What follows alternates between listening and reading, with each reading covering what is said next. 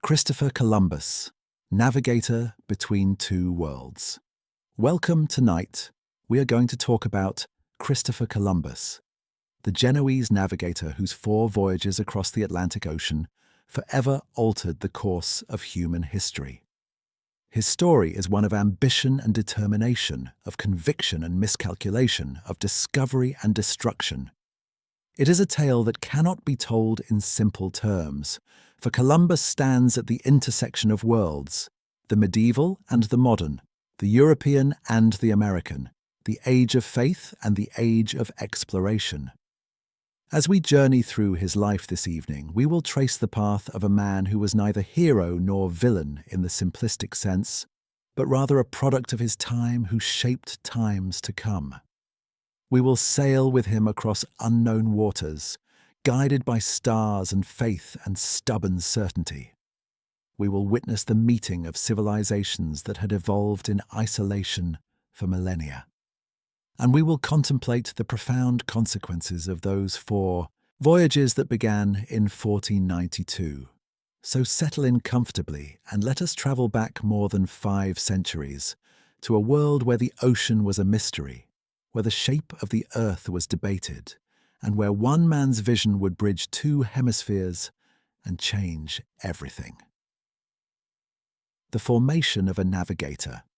In the maritime Republic of Genoa, sometime between August and October of 1451, a boy was born who would be christened Cristoforo Colombo. The exact date remains lost to history, as it does for so many of that era, but what we know is that he entered a world defined by the sea. Genoa in the mid-15th century was a proud city-state, its wealth built upon trade and its power projected through naval strength across the Mediterranean. His father, Domenico Colombo, was a wool weaver who also operated a cheese stand and later a tavern. His mother, Susanna Fontanarossa, came from a similar working-class background. The family was neither wealthy nor destitute, but occupied that broad middle ground of urban artisans and small merchants. They were respectable, hard-working people in a city where such qualities were the foundation of civic life.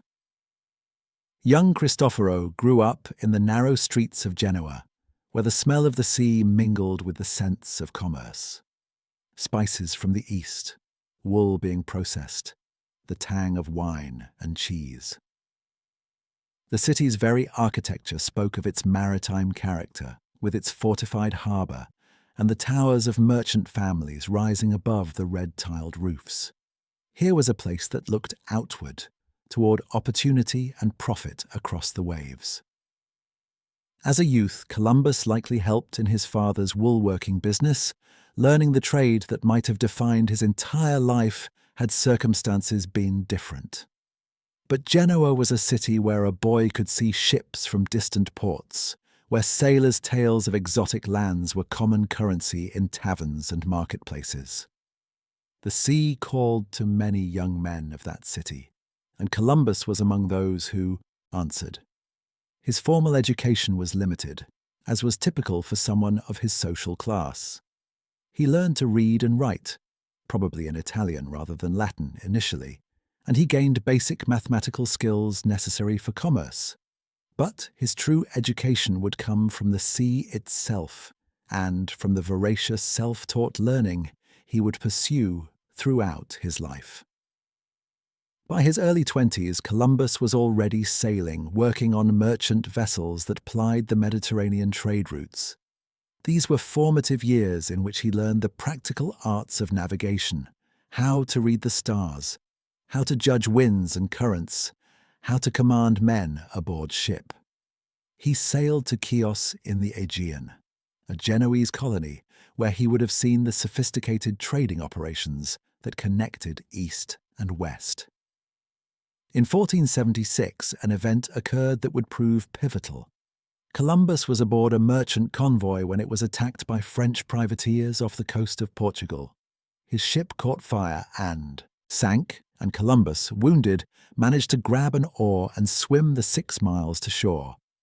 He found himself in Portugal, and this accident of geography would shape his destiny.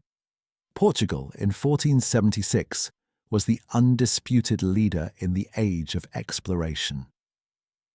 Under Prince Henry the Navigator, who had died in 1460, the Portuguese had pioneered new techniques of shipbuilding and navigation.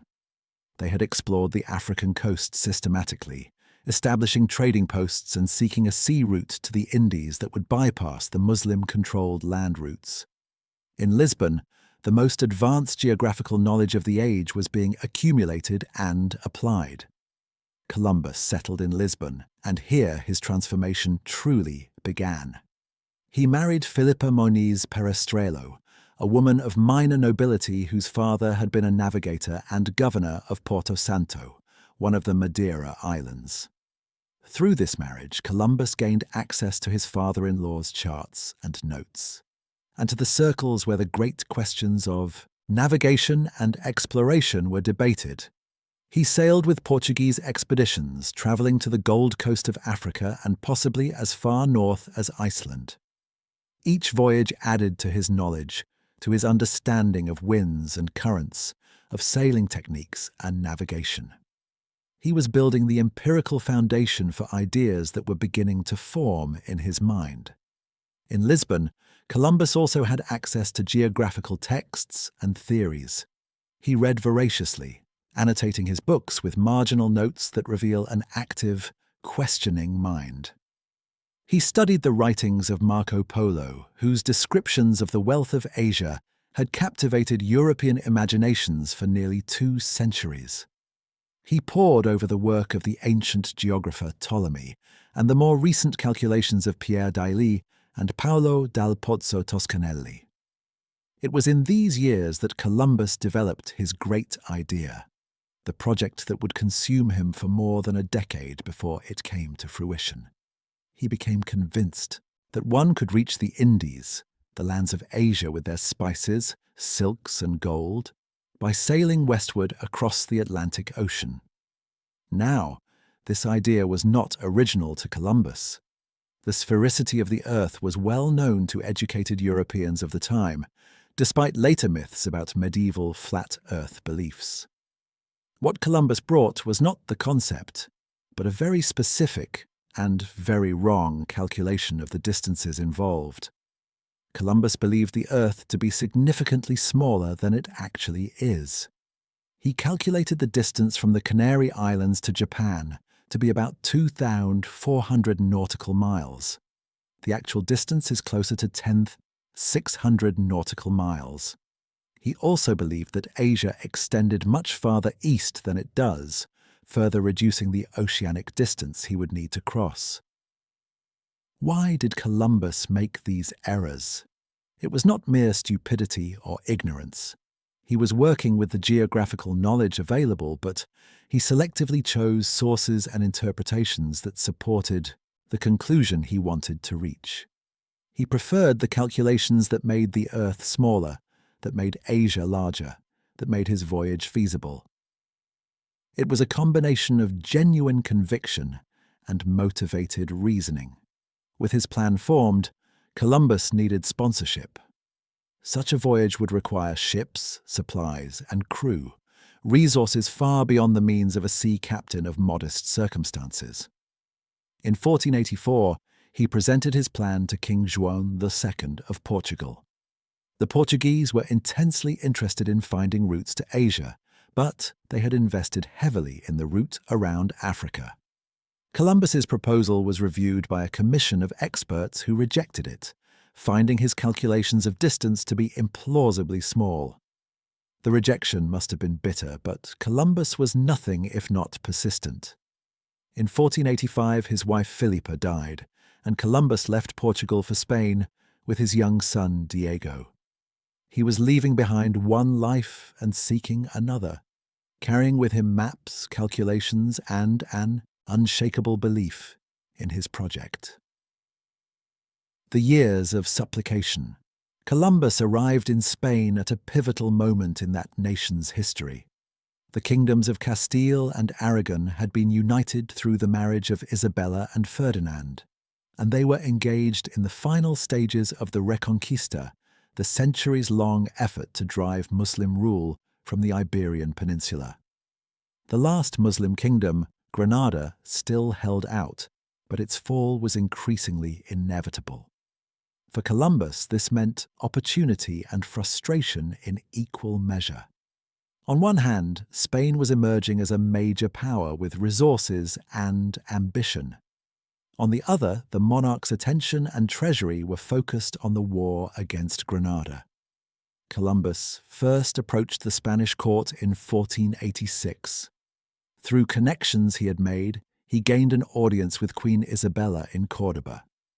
He presented his plan to reach the Indies by sailing west, to find new trade routes and spread Christianity to distant lands. Isabella was intrigued but cautious. She arranged for a commission to evaluate his proposal, while Columbus was given a small stipend to maintain himself. The commission, led by Hernando de Talavera, Isabella's confessor, met periodically over the next several years.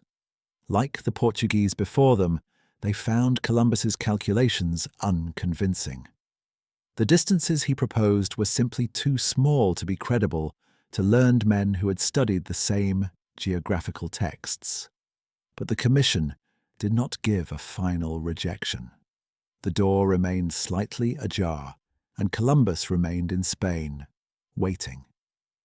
These were difficult years for Columbus. He was a foreigner in a country at war, dependent on the charity of the court and whatever small work he could find. He moved between cities, Seville, Córdoba, Salamanca, following the court, renewing his petitions, meeting with anyone who might advance his cause. He dressed in a simple Franciscan habit, cultivating an image of pious dedication to his project. During this time, Columbus met Beatriz Enriquez de Arana, a young woman from Córdoba. She became his lover, and in 1488 bore him a son, Ferdinand, who would later become his father's biographer. Columbus never married Beatriz, perhaps because their social positions were too disparate, or perhaps because he was holding out for an advantageous marriage that his anticipated success might bring. It was one of the more problematic aspects of his personal life, though he would provide for her financially in later years. Columbus also explored other options during this period. He sent his brother Bartholomew to England to present the plan to King Henry II, and possibly to France as well.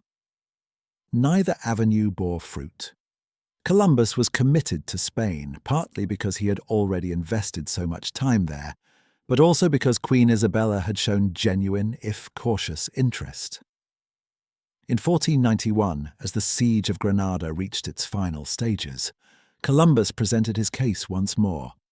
This time, he was explicitly rejected. The commission found his calculations untenable, and moreover, his demands for compensation were deemed excessive. Columbus wanted noble titles, the position of Admiral of the Ocean Sea, governorship of any lands discovered, and 10% of all revenues from those lands. These were extraordinary demands for what seemed a highly speculative venture. Columbus prepared to leave Spain. He set out for France, having finally concluded that his years of waiting had been in vain. But at this crucial moment, fate intervened in the person of Luis de Santangel, keeper of Ferdinand's privy purse, and Father Juan Perez, prior of the monastery of La Rábida, where Columbus had sometimes stayed. These men pleaded Columbus's case to Isabella once more. Santangel particularly argued that the potential rewards far outweighed the relatively modest investment required. Granada had just fallen in January 1492, freeing Spanish resources and attention. The monarchs had achieved their great goal of completing the Reconquista. Perhaps now was the time to consider new ventures, new opportunities for the spread of Christianity and Spanish power. Isabella was persuaded. A messenger was sent to bring Columbus back to the court at Granada. In April 1492, the capitulations of Santa Fe were signed, granting Columbus most of what he had demanded: noble status, the title Admiral of the Ocean Sea, the position of Viceroy and Governor of any lands discovered, and 10% of all precious metals found. After 7 years of waiting, countless rejections and moments of deep despair, Columbus had his commission. The preparations could finally begin. The first voyage into the unknown. The port of Palos de la Frontera was chosen as the departure point. The town owed the crown certain obligations, and this debt was satisfied by requiring them to provide 2 ships for the expedition. These were the Pinta and the Niña, both caravels, relatively small, nimble, vessels well suited to exploration.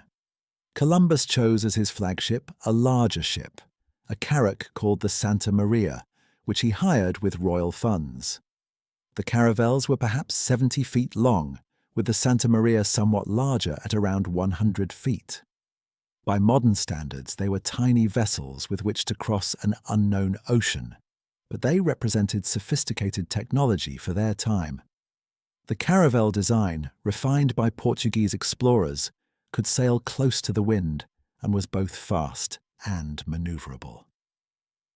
Finding crews was more challenging. The voyage was into unknown waters, and many sailors were reluctant to sign on for what seemed a mad enterprise. Eventually, about 90 men were recruited, many from Palos itself. 2 local sea captains, Martín Alonso Pinzón and his brother Vicente Yáñez Pinzón, joined the expedition as commanders of the Pinta and Niña, respectively. Their reputation and experience helped secure additional crew. On August 3, 1492, the 3 ships departed, Palos before dawn. They sailed first to the Canary Islands, the last outpost of the known world, where they took on final provisions and made repairs. Columbus waited for favorable winds, understanding that the trade winds would be crucial to his success. On September 6th, the ships left the Canaries and sailed into the open Atlantic. The eastern shore of the Atlantic had been explored, but now they were heading into waters no European had deliberately crossed. They were leaving behind everything known, guided only by Columbus's calculations and his unshakable conviction. The voyage would test every man aboard. Days stretched into weeks with no sight of land. The ocean seemed endless, an immense emptiness broken only by the occasional bird or patch of seaweed. Columbus kept 2 logs, one showing the true distance travelled, and another, shorter distance that he showed the crew, to prevent them from becoming too anxious about how far they were from home. The crew grew increasingly restive as September turned to October. They had sailed farther than any Europeans before them into waters that existed on no map. Some began to demand that they turn back. Columbus managed to maintain order through a combination of authority, persuasion, and promises of the wealth that awaited them. Signs began to appear that land might be near, birds flying overhead, a branch with fresh berries floating in the water, a carved stick. These signs gave hope, but day after day, the horizon remained empty. The ships sailed on through October, and the crew's patience wore thinner. Finally, in the early morning hours of October 12th, 1492, a lookout on the Pinta named Rodrigo de Triana saw land ahead. At dawn, the ships approached an island whose Taino inhabitants called Guanahani. Columbus named it San Salvador, Holy Saviour, giving thanks to God for their safe passage. They had been at sea for 36 days since leaving the Canaries, covering approximately 3,000 miles. Columbus believed they had reached the outer islands of Asia. He had no idea that they had encountered a landmass whose very existence was unknown to European geography, a new world that would be named America after another Italian navigator, Amerigo Vespucci, who would later explore these shores and recognize them for what they were. The Taino people who greeted the ships were friendly and curious. They had never seen ships of this size, men with beards or clothing of this type. Columbus described them as gentle, generous people who went naked and who possessed little in the way of metal tools or weapons. He noted immediately that they wore small gold ornaments, and his questions about the source of this gold would guide much of his subsequent exploration. From the European perspective, this was first contact with peoples who had been isolated from the rest of humanity for at least 12,000 years, since their ancestors had crossed the Bering Land Bridge during the last ice age.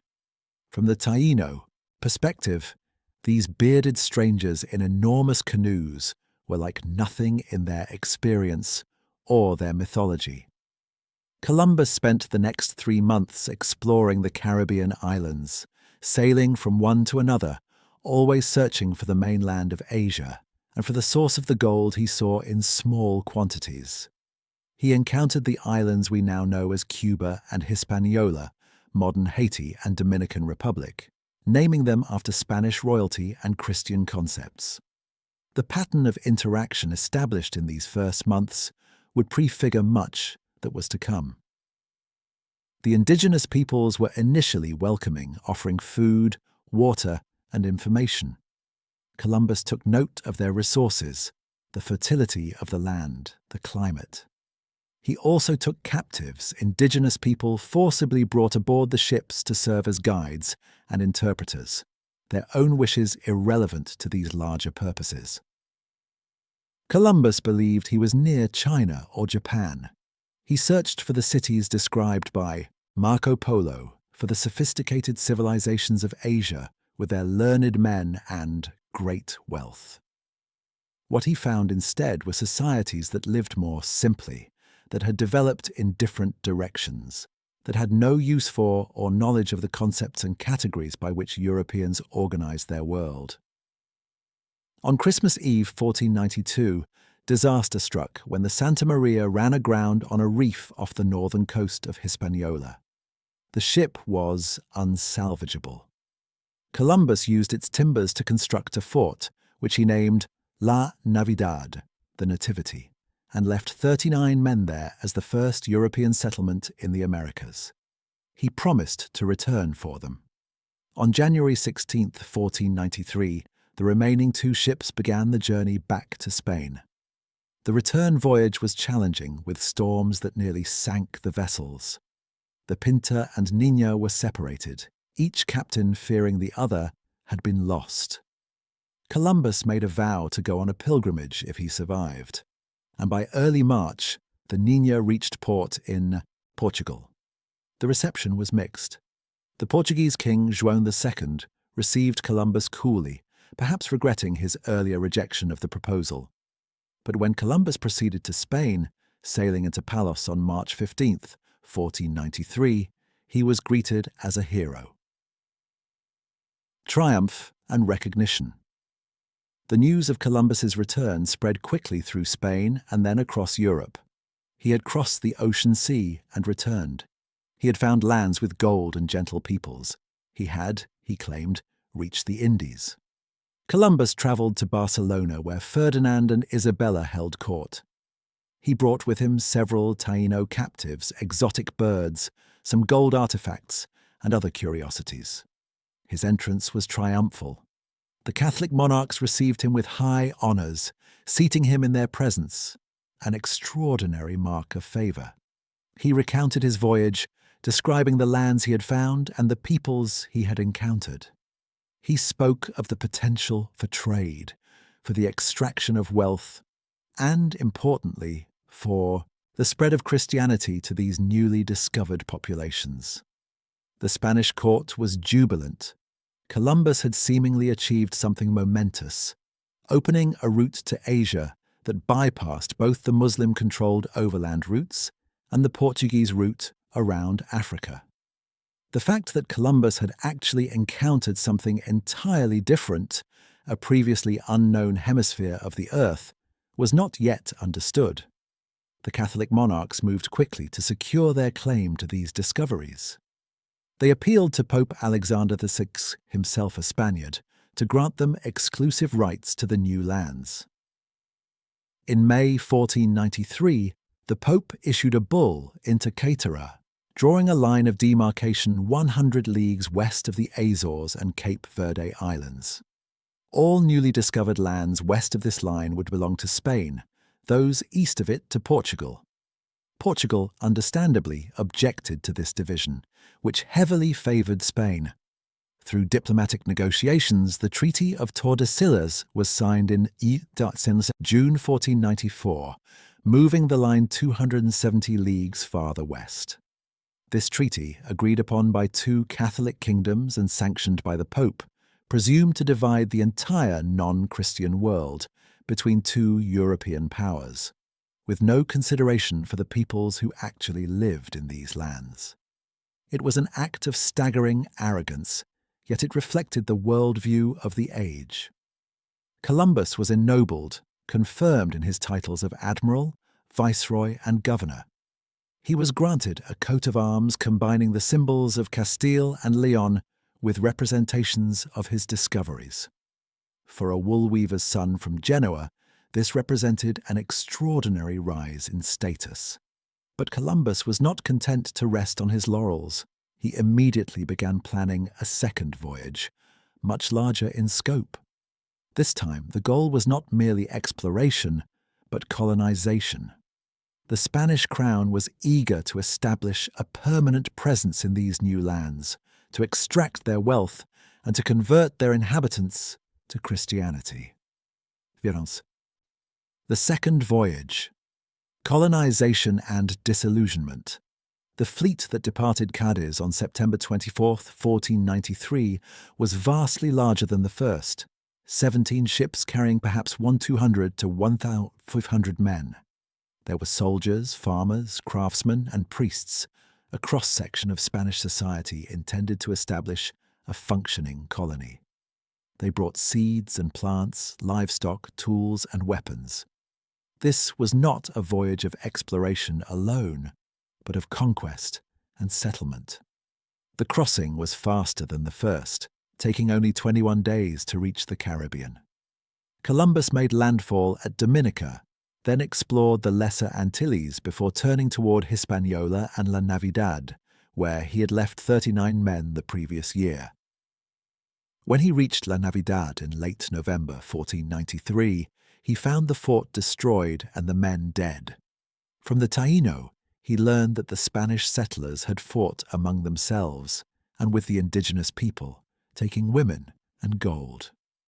The peaceful coexistence Columbus might have imagined had proven impossible. The survivors had been killed in retaliation for their excesses. Columbus established a new settlement, Isabella, farther east along the coast. But this colony too was troubled from the start. The site was poorly chosen, with inadequate fresh water and exposure to disease. The men Columbus had brought were not, for the most part, farmers or labourers, but hidalgos, minor nobles who expected to find gold and indigenous servants to do the work. They were ill prepared for the reality of establishing a settlement in tropical conditions. Disease ravaged the colony. Malaria, yellow fever, and other illnesses for which Europeans had no immunity struck down many. Food ran short as crops failed and supplies from Spain were irregular. The indigenous Taíno population, initially friendly, became increasingly hostile as Spanish demands for gold and labor intensified. Columbus found himself in a role for which his skills as a navigator had not prepared him, that of colonial administrator. He had to manage fractious Spanish settlers, deal with disappointed expectations of easy wealth, maintain order, and extract resources to send back to Spain to justify the investment in the colony. His methods were increasingly harsh. He demanded that the Taíno pay a tribute in gold or cotton. Those who failed to meet these tributes were punished, sometimes with mutilation. Taíno who resisted were killed or enslaved. Columbus himself participated in slave raids, capturing indigenous people to send back to Spain to be sold. The brutality of this system cannot be understated. The Taino had no prior experience with the concept of regular tribute or wage labor. The gold Columbus demanded existed only in small quantities, and the effort to extract it disrupted their agricultural cycles and social structures. The introduction of European diseases to which they had no immunity began a demographic catastrophe that would ultimately reduce the indigenous population of the Caribbean by more than 90%. Columbus explored further during this second voyage, including the southern coast of Cuba and Jamaica.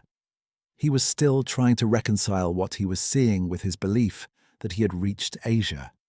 He required his crew to sign a statement affirming that Cuba was part of the Asian mainland, not an island, an early example of ideology overriding empirical observation. In 1495, Columbus returned briefly to Spain, leaving his brothers Bartholomew and Diego in charge of the colony. He needed to report on the situation, to request more supplies, and to defend himself against complaints that were beginning to reach the crown about his administration. Controversy and criticism. The reports coming back from Hispaniola were troubling. Colonists who returned to Spain spoke of mismanagement, disease, hunger, and brutal treatment of the indigenous population. Some also complained that Columbus and his brothers favored fellow Genoese over Spanish settlers, and that the promised gold had not materialized in the quantities expected. Ferdinand and Isabella were concerned about these reports, but they also recognized that Columbus had opened new possibilities for Spanish expansion.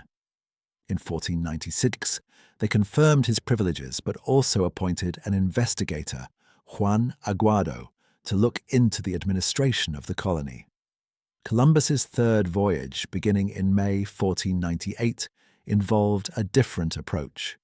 He sailed farther south than before, discovering Trinidad and the coast of South America, which he reached on August 5, 1498, making him the first European in the age of exploration to reach the mainland of the Americas, though he did not recognize it as such.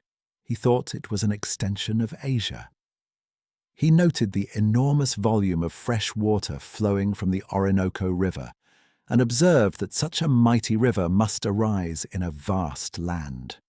But his mind, still trying to fit observations into his preconceived model, speculated that he might have found the location of the biblical Garden of Eden. However, when Columbus arrived at Hispaniola in August 1498, he found the colony in chaos. Spanish settlers had rebelled against the authority of his brothers, and the island was effectively in a state of civil war. Columbus tried to restore order, but his methods satisfied no one. He hanged some rebels, but also granted concessions to others, including permission to enslave Taino people. The situation had deteriorated beyond repair. In 1500, Ferdinand and Isabella sent Francisco de Bobadilla with authority to investigate and to replace Columbus if necessary. When Bobadilla arrived, he found Spanish settlers hanging from gallows, evidence of Columbus's harsh rule. He immediately arrested Columbus and his brothers and sent them back to Spain in chains. The image of Columbus, the admiral of the ocean sea, returning to Spain as a prisoner, is one of the most dramatic reversals in history. He could have had the chains removed during the voyage, but he chose to keep them on, perhaps for dramatic effect when he appeared before the monarchs, or perhaps as a genuine expression of his sense of humiliation and martyrdom. Ferdinand and Isabella received Columbus, immediately ordered his chains removed, and restored his titles. But they did not restore his position as governor. That role was given to others, though Columbus retained his financial privileges, his 10% share of the revenues from the Indies. Columbus was now a famous but controversial figure. He had opened a route to new lands, but his administration of those lands had been a disaster. The indigenous population of Hispaniola was already in steep decline due to disease, forced labor, and outright violence. The promised wealth had not materialized in the vast quantities expected, and Columbus himself, increasingly religious and mystical in his thinking, seemed out of step with the more practical administrators Spain was sending to manage the colonies. The fourth and final voyage. Despite everything, Columbus still believed he could redeem his reputation through exploration. He petitioned Ferdinand and Isabella for permission to make one more voyage, and somewhat surprisingly, they agreed. Perhaps they felt they owed him this chance, given his original achievement. Or perhaps they hoped he might yet find the strait he claimed must exist somewhere, connecting this ocean sea to the true Indies. The fourth voyage departed in May 1502, with 4 ships and about 140 men. Columbus was now about 50 years old, suffering from arthritis and other ailments accumulated from years at sea.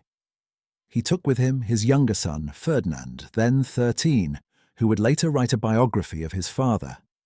Columbus was explicitly forbidden from stopping at Hispaniola on the outward journey, though he was permitted to do so on the return. The Crown did not want him interfering in the colony's new administration. However, when Columbus arrived in the Caribbean in June 1502, he sensed an approaching hurricane and requested permission to take shelter in Santo Domingo, the capital of Hispaniola. The governor refused him entry. Columbus sheltered his ships in a protected cove and rode out the storm.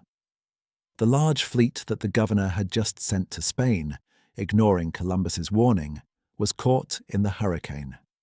More than 20 ships sank and hundreds of men died, including Bobadilla, who had arrested Columbus 2 years earlier. Columbus's ships survived intact. The irony was not lost on contemporaries who saw in it either divine vindication of Columbus or simple good seamanship. Columbus then sailed to Central America, exploring the coast of Honduras, Nicaragua, Costa Rica, and Panama. He was searching for a strait, a passage through to the ocean beyond, which would lead to the Asian mainland. He still believed this was possible, that these lands he was exploring were islands or peninsulas off the coast of Asia.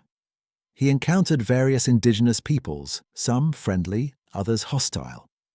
In Panama, he heard stories of another ocean a few days' journey across the isthmus, the Pacific, though he did not know it. He was actually very close to one of the most significant geographical discoveries possible, but disease, hostile locals, and deteriorating ships forced him to turn back. The return journey was a nightmare. His ships were riddled with shipworm, leaking badly. One had to be abandoned. Columbus made it to Jamaica, where he deliberately ran his 2 remaining ships aground to keep them from sinking. For more than a year, from June 1503 to June 1504, Columbus and his men were stranded on Jamaica, unable to repair their ships and with no means of reaching Hispaniola. Some crew members mutinied and took canoes to try to reach Hispaniola, spreading false reports that Columbus was dead. Others remained with Columbus, and eventually 2 volunteers made the dangerous crossing in a canoe and arranged a rescue. When Columbus finally returned to Spain in November 1504, he was ill, exhausted, and increasingly marginalized. More significantly, his patroness, Queen Isabella, died on November 26, 1504, just weeks after his return. With her death, Columbus lost his most important advocate at court. The final years and death Columbus spent his last 2 years in Spain, increasingly consumed by his grievances. He felt he had not received the recognition he deserved, that his privileges were not being fully honored, and that the profits from the Indies that were rightfully his were being withheld. He was not, in fact, in poverty. He received revenues from the Indies and retained his noble titles. But he was no longer the celebrated figure he had been, and he felt keenly the decline in his status. He wrote letters to King Ferdinand demanding that his titles be restored and that he be given his full share of the profits. Ferdinand dealing with complex European politics and the administration of a growing American empire paid little attention to the old admiral. Columbus's health continued to decline. He suffered from arthritis, ophthalmia, an eye condition, and possibly Reiter's syndrome, which causes joint inflammation. He moved between Seville and Valladolid, following the court still petitioning for recognition. He also became increasingly absorbed in religious mysticism. He had always been devoutly Catholic, but in these final years his faith took on an apocalyptic character. He wrote a book of prophecies, arguing that his discoveries were part of God's plan for the spread of Christianity and preparation for the end times. He saw himself as an instrument of divine providence, chosen to fulfill biblical prophecies. On May 20th, 1506, Christopher Columbus died in Valladolid at the age of about 54.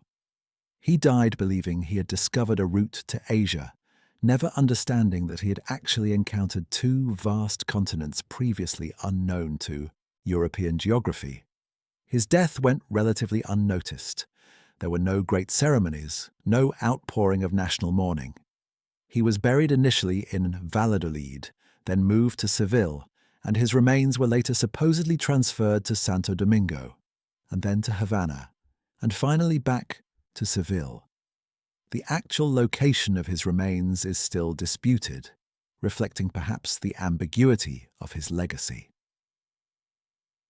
The immediate aftermath. If Columbus died in relative obscurity, the consequences of his voyages were already reshaping the world. By 1506, it was becoming increasingly clear to educated Europeans that Columbus had not reached Asia, but had instead encountered unknown lands. Amerigo Vespucci, an Italian navigator sailing for Portugal and Spain in the early 1500s, explored the South American coast and published widely read accounts of his voyages. He recognized that these were not Asian outliers, but a distinct landmass, a new world. In 1507, a German cartographer, Martin Waldseemüller, created a world map that showed this new continent and labeled it America, in honor of Amerigo. The name stuck to the eternal frustration of Columbus's descendants, who felt the continents should have been named for the man who first crossed the ocean to reach them. The Spanish conquest and colonization of the Americas proceeded rapidly. In 1513, Vasco Núñez de Balboa crossed the Isthmus of Panama and became the first European to see the Pacific Ocean from the Americas, finally confirming that another ocean lay beyond. In 1519 and 1522, Ferdinand Magellan's expeditions circumnavigated the globe, proving definitively the Earth's sphericity and revealing the true scale of the Pacific Ocean. These voyages confirmed what Columbus had refused to believe, that Asia was much farther from Europe than he had calculated, and that the lands he had found were not Asian at all. The colonization of the Caribbean that Columbus had begun became a model, often a brutal one, for the Spanish conquest of the mainland Americas. Hernán Cortés conquered the Aztec Empire in Mexico between 1519 and 1521. Francisco Pizarro conquered the Inca Empire in Peru in the 1530s. These conquests brought vast wealth to Spain, gold and especially silver from mines worked by forced indigenous labor. They also brought catastrophic demographic collapse to indigenous populations. The diseases Europeans carried, smallpox, measles, typhus, influenza, swept through populations that had no immunity to them. The death toll was staggering, far exceeding anything caused by warfare or enslavement. Historians estimate that within a century of Columbus's first voyage, the indigenous population of the Americas had declined by 90% or more. In the Caribbean islands where Columbus first landed, the Taíno people were virtually extinct by the mid-1500s. This demographic catastrophe was not intentional in the sense that the Spanish deliberately spread disease as a weapon, with rare possible exceptions. But it was the direct result of contact, and it made conquest easier. The social, political, and cultural systems of indigenous civilizations collapsed under the dual onslaught of disease and Spanish military power. The Columbian Exchange historians use the term Columbian Exchange to describe the transfer of people, animals, plants, diseases, and technologies between the Americas and Eurasia Africa following Columbus's voyages. This exchange transformed both hemispheres in ways that continue to shape our world. From the Americas to the Old World came crops that would become staples of diets worldwide: potatoes, maize, corn, tomatoes, peppers, cacao, chocolate, vanilla, tobacco, and many others. The potato in particular would transform European agriculture, allowing populations to grow dramatically. Maize would become a staple in Africa and southern Europe. The economic and demographic implications of these crops cannot be overstated. They fed population growth and enabled urbanization. From the Old World to the Americas came wheat, rice, coffee, sugarcane, cattle, horses, pigs, sheep, and chickens, as well as devastating diseases. The horse, in particular, would transform indigenous societies of the Great Plains and Pampas, enabling new forms of warfare and hunting. But these animals also competed for resources and often destroyed indigenous crops. The exchange also included human beings. Beyond the indigenous people Columbus and others enslaved, the plantation economies established in the Americas, first in the Caribbean for sugar, later in North America for tobacco and cotton, created enormous demand for labor. This demand was met through the Atlantic slave trade, which forcibly transported millions of Africans to the Americas over 3 centuries. The trauma and legacy of this trade remains central to understanding the modern Americas. Ideas, technologies, and microbes moved in both directions, creating a more connected but also more unequal world. European military technology, steel weapons, gunpowder, and cavalry proved devastatingly effective against indigenous armies. European microbes proved even more deadly, but indigenous knowledge of local environments, plants, and navigation was essential to European survival and success in colonizing the Americas. Columbus in history and memory.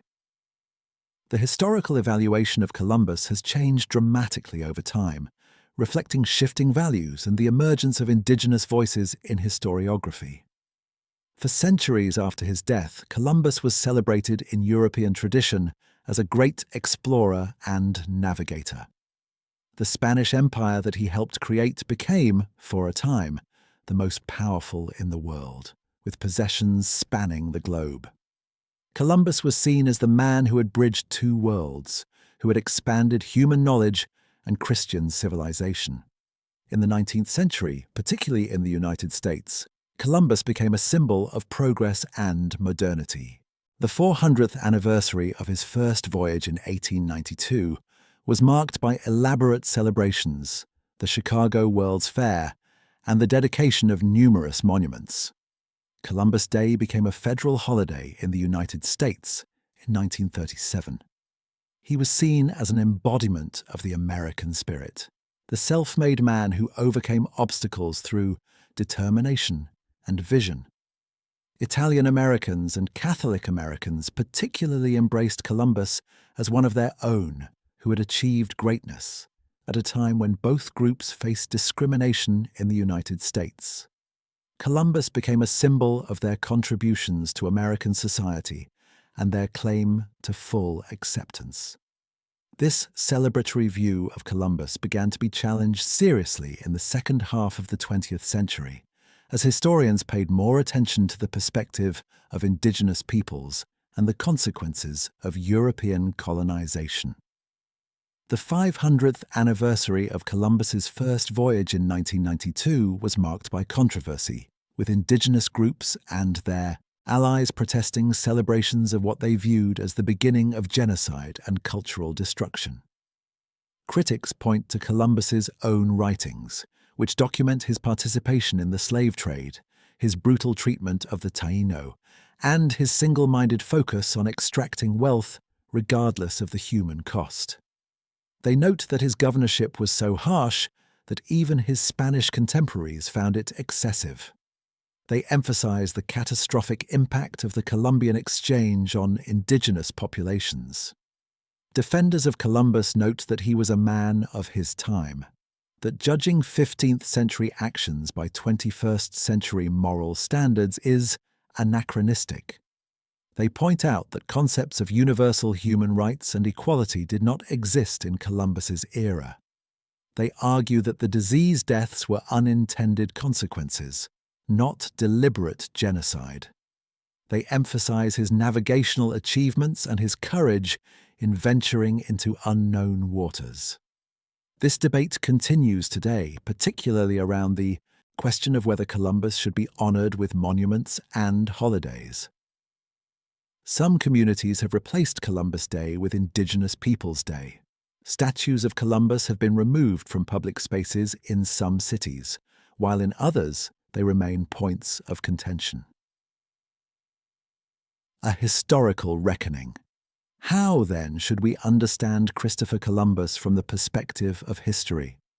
Perhaps the most honest approach is to recognize that he was neither the saintly discoverer of hagiography nor the simple villain of more critical accounts, but a complex individual whose actions had world-changing consequences, both magnificent and terrible.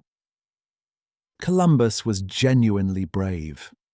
His willingness to sail into unknown waters, guided by calculations that were actually wrong, required courage of a high order. Many in his crews shared that courage, but it was Columbus's vision and obsessive determination that made the voyages happen. He was a skilled navigator and seaman who made significant contributions to maritime technology and geographical knowledge. He was also genuinely convinced that his voyages served God's purposes. His desire to spread Christianity was sincere, even if modern people might question the assumption that Christianity should be imposed on others. In his worldview, he was bringing salvation to peoples who lived in darkness. At the same time, Columbus participated in and profited from a system of exploitation and enslavement that destroyed the societies he encountered.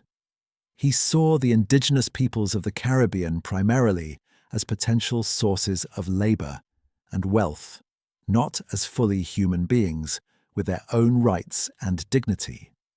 Even by the standards of his own time, his governance was notably harsh. Columbus also demonstrated what might be called motivated reasoning or confirmation bias. He was so committed to his theory that he had reached Asia that he continued to assert it even as evidence to the contrary accumulated. He required his crew to sign statements affirming that Cuba was a mainland, not an island. He interpreted new discoveries not as contradictions of his theory, but as confirmations of it. This kind of intellectual rigidity, while understandable given his personal investment in his project, prevented him from understanding what he had actually found. The consequences of Columbus's voyages were genuinely world-changing. The Columbian exchange reshaped the global economy, transformed diets and agriculture on multiple continents, facilitated population growth in some regions while causing demographic catastrophe in others. The silver from American mines fueled the rise of European power and the first truly global trading system. The plantation economies of the Americas drove the Atlantic slave trade and shaped racial hierarchies that persist today. The encounter between European and indigenous American civilizations that Columbus initiated would lead to centuries of conflict, cultural exchange, and mixing. It would create new societies and cultures in the Americas, mestizo, mulatto, Creole, that blended elements from multiple continents. It would also involve immense suffering, cultural destruction, and exploitation on a massive scale. Columbus cannot be held personally responsible for everything that followed his voyages. the men who came after him made their own choices. The diseases that decimated indigenous populations were not under anyone's control, though the social disruption caused by conquest certainly made them more devastating. Columbus did not create the Spanish Empire or the Atlantic slave trade, though his voyages made them possible. But neither can Columbus's personal culpability for his own actions be dismissed as merely a man of his time. There were Spanish critics of the treatment of indigenous peoples, most notably Bartolomé de las Casas, who had participated in the conquest but later became a fierce advocate for indigenous rights. The capacity for moral reasoning existed. Some chose one path, others chose differently. Reflections on legacy. As we consider Columbus's legacy today, more than 5 centuries after his first voyage, perhaps the most important insight is that history is complex and that historical figures resist simple categorization.